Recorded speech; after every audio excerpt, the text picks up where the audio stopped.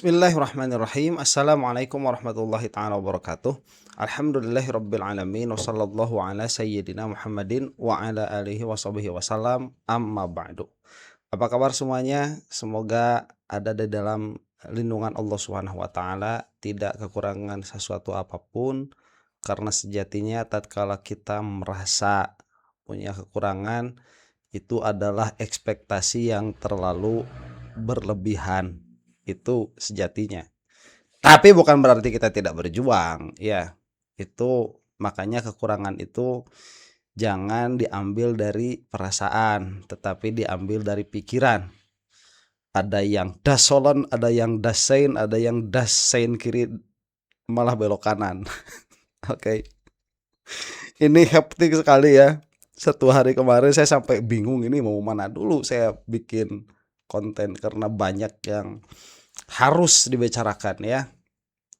Meskipun kadang-kadang saya nggak pengen ngomong juga sih, tapi memang harus dibicarakan. Di antaranya ada acara NU ya, banyak sekali ulama ngomong, dan bukan kebetulan ini, ya bukan kebetulan maksudnya ini sudah irodahnya Allah Subhanahu wa taala. Saat negara itu sedang bergejolak, NU punya hajat besar ya, punya acara besar. Acara besarnya apa? Saya juga entah, nggak tahu, nggak terlalu paham ini. Apa ya? Munas atau apalah. Kalau misalkan banyak yang harus dibicarakan, sebetulnya banyak. Cuman kita akan cicil satu-satu ya. Banyak itu kalau tidak dicicil ya nggak bakalan selesai. Satu hal yang membuat saya agak heran tapi nggak jadi soalnya Indonesia, itu si Yahya Stakuf ini masih berani ngomong, malah ada judul ya, maju lagi jadi ketum PBNU, saya siap begitu. Alah, ini orang udah nggak tahu malu, ini orang nggak tahu malu. Saya banyak kritik terhadap NU, apalagi akhir-akhir ini ya, karena setidaknya lah begitu. Saya tahu pola pikir NU karena saya banyak sekarang bergaul dengan kitab-kitab yang jadi rujukan Nahdlatul Ulama, dan itu adalah kitab-kitab yang benar pada dirinya. Mau orang ada percaya mau kagak benar, itu benar begitu ya. Makanya saya selalu mengapresiasi terhadap ilmu-ilmu yang dijaga betul oleh Nahdlatul Ulama seharusnya ya. Dan NU itu adalah organisasi yang paling jelas di dalam ADART-nya tuh, Ahlus Sunnah wal Jamaah, Asy'ariyah Maturidiyah, di dalam tauhid, terus kesananya ya, fikih dan tasawuf. Cuman sekarang yang menjadi keprihatinan, orang NU-nya sendiri paling nggak tahu dengan Asy'ariyah Maturidiyah. Orang NU-nya sendiri sekarang tuh. Makanya ini adalah sebuah pengkhianatan terhadap organisasi ya. Tidak jauh berbeda dengan yang akan kita saksikan ini, si Yahya Stakuf. Ini orang udah berhentilah ya dari malu-maluin. Masa orang NU tidak bisa, nggak punya yang lebih bagus daripada si Yahya Stakuf ini. Malu-maluin. Dari mana kita mau memulai ya mengkritik NU itu? Jadi NU itu sekarang, saya berbicara ini dengan bahasa umum ya, ghalabah, tidak dengan bahasa kuliah begitu. Orang NU ngerti lah bahasa saya. NU itu sekarang sudah mengkhianati perjuangan orang tua mereka terdahulu. Ya, orang tua mereka itu, para pendiri Nahdlatul Ulama itu adalah ulama-ulama, alim ulama yang peduli terhadap status politik yang ada di Indonesia, termasuk pula geopolitik yang terjadi di dunia. Pengurus NU sekarang, mereka cuman keturunan para pejuang terdahulu. Jangankan punya kesadaran politik, baik lokal ataupun global, alimnya saja tidak. Tuh klaim saya ya. Bagi yang tidak menerima para pengurus NU, hubungi saya. Mereka mah jadi Asy'ariyah Maturidiyah saja hampir tidak. Ya, sudah dikhianati NU itu dari dalam. Oke ya. Ini supaya saya nggak ngoceh nggak ngoceh terlalu jauh. Salah satu misalkan yang tidak akan bisa menolak NU itu, yang masukin si Yakut kemarin siapa? Ya NU itu sendiri, orang NU si Yakut itu. Yang masukin Abu Janda itu siapa? Yang ngegedein si Abu Janda, NU itu sendiri. Ada nggak kata-kata minta maaf begitu? karena sudah lahir orang macam si Abu Janda dari NU atau membiarkan menyusup ke NU, nggak ada, ya nggak ada. Makanya saya heran, ini si Yahya Stakuf itu kok masih punya apa ya, audacity, apa bahasa Indonesia audacity itu, keberanian lah katakan, masih punya nyali. Ini orang masih punya nyali buat ngomong apa yang pengen dia omongin. Yang sekarang kita akan saksikan ini lah ya, saya mau ngomong aja lah begitu. Ini kita simak saja apa yang mau diomongin sama si Yahya Stakuf nih, malu-maluin. NU ini adalah jam'iyahnya ulama, ini Nahdlatul Ulama. Ini jam'iyahnya ulama, bukan yang lain. Nah,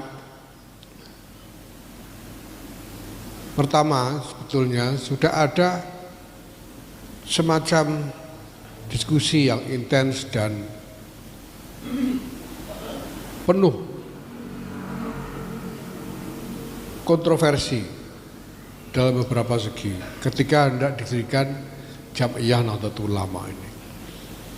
Pada waktu itu sejak tahun 1925 itu sudah ada pembicaraan dari kiai-kiai untuk mendirikan jam'iyahnya para ulama. Dan saya mendapat riwayat dari salah seorang zuriyah Syekhuna Khalil, yaitu Kiai Makki Nawawi, ketua PCNU Bangkalan, bahwa ketika pertama kali Hadratus Syekh matur kepada Syekhuna Khalil tentang gagasan mendirikan jam'iyahnya para ulama ini, itu tanggapan Syekhuna yang langsung itu bilang, beda ulama kajebur. Ini sayangnya yang orang yang asli Solo tidak datang ya, jadi. Apa ada ulama di Jawa? Saya kuna bilang begitu. Apa ada ulama di Jawa? Nah ini, maka ada sejumlah kiai besar yang juga murid-murid dari Syekhuna pada waktu itu, termasuk salah seorangnya kalau tidak salah Kiai Abdullah dari Pasuruan, yang langsung menyatakan tidak mau bergabung dalam organisasi yang didirikan oleh orang-orang yang menyebut diri mereka ulama. Dulu katakan begitu, karena pada waktu itu kiai-kiai ini pertama punya standar yang tinggi tentang keulamaan, yang kedua tercekam oleh rasa tawadhu untuk tidak mengaku sebagai ulama. Saya khusnudzon bahwa siang ini itu yang terjadi, sehingga banyak yang tidak mau duduk di depan ini karena udah menipis dia ulamanya sama gitu. Ya nggak usah ngomong kayak ya. gitu. Mudah-mudahan bukan karena sudah malas gerbuk ulama gitu. Karena memang ulama ini masalah yang pelik, masalah yang berat untuk dipikirkan. Yang jelas ente bukan salah satunya. Standar tentang makna dari nisbah ulama itu sendiri. Pada tahun 40-an ada Basul Masail, saya ditunjukkan kitab hasil Basul Masail ulama Jawa di Mekah tahun 40-an. Itu Lekmus punya, Kiai Mustafa Bisri punya, saya ditunjukkan. Salah satu masalah yang dibahas itu bagaimana hukumnya memberikan nisbat kiai bukan ulama, kiai kepada orang yang tidak pantas. Itu dibasul masalkan oleh para kiai kita yang mukim di Mekah pada waktu itu tahun 40-an. Dan hasil basul masalahnya jawabannya adalah haram. Haram memberi sebutan kiai kepada orang yang tidak pantas. Kenapa? Alasannya karena kalau orang disebut kiai, dia diberi nisbat yang di tengah-tengah masyarakat lalu punya kedudukan menjadi rujukan keagamaan. Kalau orang ini dia sudah dinisbati dengan nisbat kiai, tapi kemudian sebetulnya dia tidak pantas, lah orang awam ngertinya bahwa dia kiai lalu menjadikan rujukan agama, ini tentu kita tahu semua bagaimana mafsadah yang timbul dari itu. Nah, masalahnya kemudian ya apapun juga, tidak mungkin umat ini nggak ada ulamanya, itu kan nggak mungkin. Yang jelas bukan ente. Walaupun dikatakan bahwa Allah itu mencabut ilmu dengan biqabdil ulama, ya tetap saja harus ada ulama di tengah-tengah umat ini, tidak mungkin tidak. Apalagi kalau kita ingat sabda Rasulullah SAW yang dikutip juga oleh Hadratus Syekh dalam salah satu nasrahnya, innal ulama umana Allah ala ibadi. Itu yang hadis yang dikutip oleh Hadratus Syekh dalam salah satu nasrahnya. Nah kalau ulamanya tidak ada, siapa yang dipasrai? Hamba-hambanya Allah ini, umana Allah ala ibadi itu ulama. Jadi di sini ada ulama, rupa-rupanya kekono ulama. Ya. Nah cuma sekarang ulama ini lalu macam apa? Yang jelas bukan sekarang macam ente. Orang bahkan di antara kita sendiri juga makin kabur. Nah, iya, soalnya gara-gara orang kayak ente. Ulama ini. Ya, ada yang ketakutan disebut kiai kayak Ova tadi itu. Sementara ada banyak orang lain yang kepengin disebut kiai. Kalau perlu bikin panggung sendiri dan seterusnya. Yo kayak ente. Ini persepsi tentang ini makin kabur. Nah maka kita butuh dokumen yang lebih punya kekuatan untuk disosialisasikan kepada masyarakat mengenai keulamaan ini. Apa mau sertifikasi ente? Jelas bahwa masyarakat masih menganggap nisbat ulama itu sebagai nisbat yang sangat bernilai, sangat berwibawa. Tapi ulama itu ulama yang macam apa? Nah ini yang masyarakat sendiri itu kabur. Kalau tidak ada yang menjelaskan.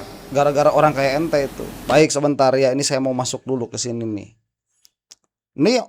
Ini orang saya nggak tahu bakal kemana arah berbicaranya ya. Cuman mesti NU itu kalau ngomong, orang NU ini mesti kalau ngomong membanggakan orang tuanya tanpa substansi ya, tanpa substansi. Kita berterima kasih kepada tokoh-tokoh atau ulama. Cuman anak-anaknya ini overacting ya. Saya tidak berbicara atas qadhiyah kuliah ya. Nih, saya mau highlighting beberapa perkataannya dulu. Satu yang diomongin itu. Katanya apa? Tahun 1925 ada wacana mendirikan Jamiah Ulama. Dan kita lihat sekarang itu sukses ya. Dengan adanya Nahdlatul Ulama dan berperan besar dan masih punya nama sampai sekarang. Orang jualan nama NU di kancah politik laku. Ya, itu berhasil. Cuman permasalahannya apakah perjuangannya itu ada atau tidak? Ya, sampai sekarang nggak ada. Sekarang itu perjuangannya habis. Dikasih SPPG aja pada nyep diam semua tuh. Ya, kita bisa lihat di Garut itu yang dapat SPPG siapa? Nyebelin itu. Kemudian standar tinggi ulama nih. Kata yang bersangkutan, ini bener dulu mas, standar ulama tinggi. Dan padahal NU itu punya patokan yang sangat jelas mengenai standar para ulama. Harus apa itu? Harus Asy'ariyah Maturidiyah. Sekarang, jangankan di luar ulama secara umum, di NU saja patokan keulamaannya. Lawong orang-orang sekelas, maaf kata ya. Duh saya jadi gak enak ngomongnya. Yang dibanggakan kan Gus Baha tuh, di NU tuh. Kemarin ngomongnya apa? Ruh bukan makhluk. Coba itu setel dari dari kacamata Asy'ariyah Maturidiyah ya. Banyak lagi yang kebenerin. Ilmunya belum sampai. Bagaimana sih? Ini yang paling dibanggakan oleh NU Gus Baha tuh sekarang. Bilangnya ruh makhluk, bukan makhluk. Terus ngebedain itu ada yang namanya min amrina, ada yang namanya amrun, ada yang namanya kholqun. Gak ngerti juga saya. Maksud gak ngerti itu gak ngerti kenapa ada orang semacam yang diagungkan seperti itu di Nahdlatul Ulama bisa ancur-ancuran seperti itu di dalam memahami amrun dan kholqun itu. Padahal harusnya Asy'ariyah Maturidiyah ya. Kok saya jadi nyindir Gus Baha. Tapi itu sudah saya bahas ya di video-video sebelumnya. Ya, rasa tawadu apaan ini yang merusak gitu ya. Ilmu dulu baru tawadu, karena tawadu itu dia adalah eh macam mengamalkan ilmu. Jadi kalau nggak ada ilmunya nggak bakal ada tawaduknya. Tawaduan itu merusak. Iya, merusak. Salah satu yang merusak juga kalau kita lagi debat nih, kayak sekarang saya lagi mengkritisi si Yahya ini. Ngomongnya adab dahulukan, nggak bakalan ada adab kalau nggak ada ilmu itu. Dan ini banyak ya. Ini salah satu yang mau saya highlight juga nih. Katanya begini. Ini kan ulama susah standarnya. Kemudian mengatakan gak mungkin gak ada ulama karena ada hadis. Innal ulama umanaullahi ala ibadih. Jadi sesusah apapun standar ulama, ulama itu pasti ada. Nah iya, saya katakan jelas, dan NU sudah punya patokan jelas mengenai hal itu. Harus Asy'ariyah Maturidiyah dulu, baru kesananya milih yang lain-lainnya. Ya, apakah itu terjadi sekarang di NU? Nggak terjadi. Malah orang-orang kayak gini nih yang ada nih. Kemudian persepsi ulama makin kabur. Ya, ini apa, mau apain si Yakut ini? Mau mengeluarkan sertifikasi ulama atau apa, saya nggak paham. Ya, cuman betul yang diomongin, persepsi ulama makin kabur. Makanya orang kayak si Yahya ini bisa ngomong di depan mimbar yang dikatakan sebagai jamiyahnya ulama. Malu-maluin. Bisa jadi ketua NU, malu-maluin nih macam si Yahya Stakuf ini. Nah, kesel saya tuh. Itulah sebabnya lalu ada gagasan untuk menyusun piagam nilai-nilai keulamaan ini. Yang tujuannya pertama-tama adalah jelas ya, bukannya kita sul adab, tapi kita ingin mengingatkan kembali kepada mereka yang sudah terlanjur menjadi ulama tentang seperti apa sebetulnya nilai-nilai yang harus diteguhi dalam keulamaan itu. Yang kedua tentu saja sebagai panduan untuk mereka yang sedang kepingin menjadi ulama, supaya mengerti apa yang harus ditempuh untuk bisa mencapai nisbat itu, dan nantinya apa wadifah-wadifah yang ditanggung ketika mencapai nisbat ulama itu. Dan yang ketiga tentu saja sebagai rujukan bagi masyarakat awam tentang siapa sih yang sebetulnya pantas atau bisa disebut sebagai ulama.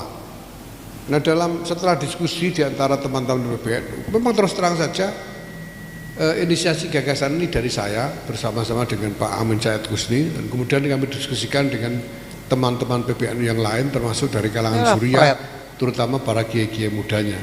Sehingga dihasilkan draft seperti yang sekarang sudah dibagikan kepada panjenengan semua.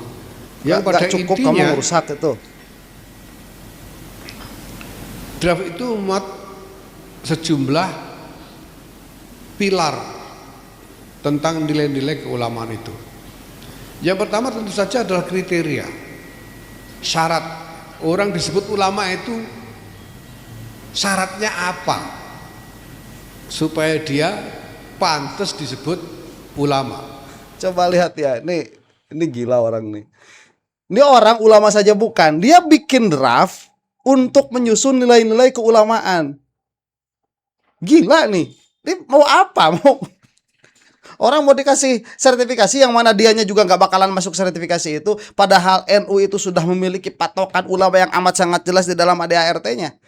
Ya, makanya jangan ngomong kamu itu NU kalau kamu bukan Asy'ariyah Maturidiyah.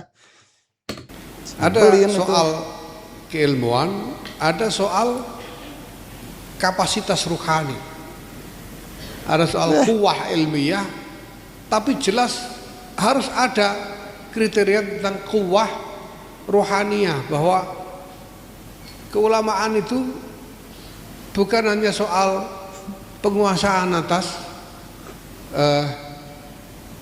khazanah ilmu, tapi juga soal ruhani. Nah, yang kedua, pilar yang kedua adalah soal ahwal syahsiyahnya. Kalau menjadi ulama ini ahwal syahsiyahnya mestinya seperti apa? Gitu. Misalnya kalau istrinya cuma satu, itu sebetulnya bisa nggak dianggap memadai sebagai ulama, misalnya begitu. Ini termasuk ahwal syahsiyah. Ya tentu saja soal akhlaknya, soal macam-macamnya lah. Paling tidak hal-hal yang normatif terkait dengan ahwal sahsiah dari para ulama ini. Ya. Nah yang ketiga, karena kita ini punya organisasi ulama yaitu Nahdlatul Ulama ini, maka tentu saja harus kita bicarakan bagaimana sebetulnya kedudukan, fungsi, peran, tugas-tugas dari para ulama di tengah-tengah kehidupan berjam'iyah ini. Maka ada nilai-nilai kejam'iyahan. Ya, di samping ada nilai-nilai tentang tadi itu tentang keilmuan, nilai-nilai tentang keruhanian, nilai-nilai tentang akhlak sebagai ahwal sahsiah, ada nilai-nilai kejam'iyahan. Nilai-nilai kejam'iyahan karena organisasi ini organisasinya ulama. Kejauhan ya ente ngomong benerin NU di dalam itu, terutama yang struktural itu udah jauh dari ilmu. Sarwang kiai-kiai NU yang lurus malah disingkirkan kok. Sampai zamannya si Yahya Stakuf itu terus bilang ya draft-draft nilai keulamaan dikatanya harus ada keilmuan, harus ada kapasitas ruhani, ahwal syahsiyah, peran ulama di tengah-tengah jam'iyah. Dia yang mau merumuskannya begitu. Musyawarah sama teman-teman. Ini orang ngomong apa? Nih gara-gara ada kayak gini nih kapasitas ruhani, gara-gara kayak gitu tuh jadi keluar Mama Gufron. Keluar Abah Awas tuh. Dulunya kan ngakunya apa? Ngakunya NU. Ini gara-gara enak kayak gitu. Itu mah kita mah udah nih, lihat saja yang zuhirnya, yang paling alim ilmu kalamnya, yang paling alim fikihnya, berarti termasuk turunan-turunannya ke sana sampai usulnya, yang paling alim di dalam pengetahuan sufinya, pengetahuan zuhir saja. Kemudian yang paling alim di dalam adabnya, adab itu berbahasa Arabnya. Dari 4 nih, itu jadikan ketua NU. Agak selesai sepertinya setengah permasalahan bangsa itu. Karena sekarang setengah permasalahan itu NU di Indonesia itu. Kritik sama pemerintah nggak berani. Ya, permasalahan-permasalahan yang praktikal di masyarakat nggak ada yang turun. Bukan organisasinya politisi, bukan organisasinya broker-broker tambang, bukan. Iya betul harusnya. Bukan organisasinya. Ya, ketawa sendiri yang masukin sendiri, malu-maluin. Guru-guru madrasah, organisasinya ulama. Jadi ulamanya itu harus bagaimana di dalam organisasi ini? Jelas bukan seperti ini ente. Concern atau kepedulian saya yang sebetulnya sudah lama itu gimana ya, ulama? Karena saya menyaksikan gejala semakin merosotnya, terus terang saja ini semakin merosotnya keterlibatan ulama di dalam dinamika kejam'iyahan di berbagai tingkatan. Ya ente. Saya melihat pertama-tama itu yang tanggung jawab itu. Sejak tahun 90-an bagaimana Ansor itu sudah tidak ada. Tidak ada muka santrinya itu tidak ada. Dijauhin dari 90. Yo 90-an Ansor nggak ada. Tuh si Abu Janda tuh. Ya, adek kamu itu. Si Yakut malu-maluin. Tahun 90-an. Tarik ke belakang tahun 90-an. Apalagi kalau dibawa makin ke atas sampai ke elitnya. Sudah tidak ada lagi santri-santri, ya santri-santri senior, gus-gus, kiai-kiai muda yang terlibat di Ansor, tidak ada sudah. Nah kalau sudah tidak ada itu, terus wajahnya Ansor ini bukan wajah santri, itu terus gimana? Wong Ansor ini adalah jadi wajah preman, makanya disusupin sama PWLS. Tadi saya rasa-rasa dengan Kiai Ansori. Dan jadi itu penjajah sudah doang. Ya saya cerita tentang apa yang saya sampaikan dalam pertemuan para surya-surya masal di Lirboyo waktu itu. Ada Kiai Ubaid hadir juga. Sebetulnya sejauh mana ihtimam para kiai ini kepada NU ini sejauh mana? Karena saya merhatikan selama saya menjadi pengurus di PBNU itu, tingkat aktivisme para kiai di dalam mengurus jam'iyah ini rendah dan semakin lama semakin rendah. Rapat-rapat pengurus itu makin banyak yang absen, kiai-kiai itu makin sering. Sehingga hanya beberapa gelintir yang aktif untuk mengikuti rapat-rapat dan forum-forum organisasi. Iya, Oon, soalnya kecewa sama orang kayak ente. Ya, ya NU itu terkenal ikhlas kiai-kiainya, apalagi yang di kampung itu. Kasihan malah yang ada itu bukan terlalu ikhlas ya. Gimana ya?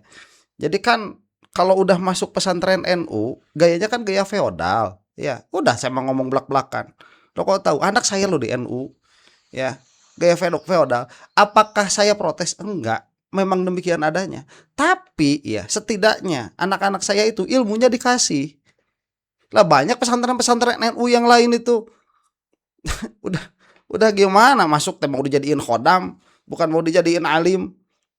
Ya, terus masuk ke dalam struktural Nahdlatul Ulama, itu budaya dibawa-bawa ke struktural.